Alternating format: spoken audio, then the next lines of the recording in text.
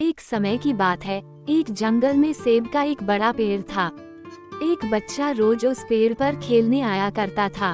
वो कभी पेड़ की डाली से लटकता, कभी फल तोड़ता, कभी उछल कूद करता था। सेब का पेड़ भी उस बच्चे से काफी खुश रहता था। इस तरह कई साल बीत गए।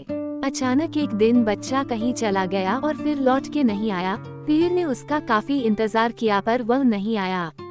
अब तो पेड़ उदास हो गया था। काफी साल बाद वह बच्चा फिर से पेड़ के पास आया पर वह अब कुछ बड़ा हो गया था। पेड़ उसे देखकर काफी खुश हुआ और उसे अपने साथ खेलने के लिए कहा। पर बच्चा उदास होते हुए बोला कि अब वह बड़ा हो गया है, अब वो उसके साथ नहीं खेल सकता। बच्चा बोला कि अब मुझे खिलौने से खेलना अच्छा लगता है, पर मेरे पास खिलौने खरीदने के लिए पैसे नहीं है। पेड़ बोला, उदास ना हो, तुम मेरे फल तोड़ लो और उन्हें बेचकर खिलौने खरीद लो। बच्चा खुशी खुशी सारे सेब तोड़ के ले गया, लेकिन वह फिर बहुत दिनों तक वापस नहीं आया। पेड़ बहुत दुखी हुआ। अचानक बहुत दिनों बाद बच्चा, जो अब जवान हो गया था, वापस आया। पेड़ बहुत खुश हुआ और उसे अपने साथ खेलने के लिए कहा। पर लड़के ने कहा कि वह पेड़ के साथ नहीं खेल सकता, अब मुझे कुछ पैसे चाहिए क्योंकि मुझे अपने बच्चों के लिए घर बनाना है। पेड़ बोला, मेरी शाखाएं बहुत मजबूत हैं, तुम इन्हें काट कर ले जाओ और अपना घर बना लो। अब लड़के ने खुशी खुशी सारी शाखाएं काट डाली और लेकर चला गया।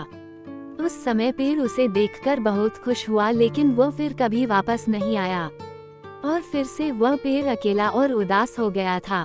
अंत में वह काफी दिनों बाद थका हुआ वहां आया। तभी पेड़ उदास होते हुए बोला कि अब मेरे पास ना फल है और ना ही लकड़ी, अब मैं तुम्हारी मदद भी नहीं कर सकता।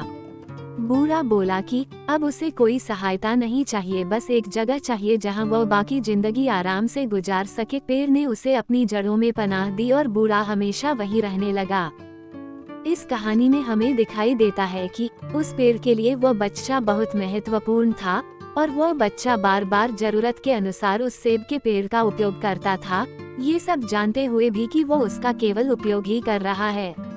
इसी तरह आजकल हम भी हमारे माता पिता का जरूरत के अनुसार उपयोग करते हैं और बड़े होने पर उन्हें भूल जाते हैं।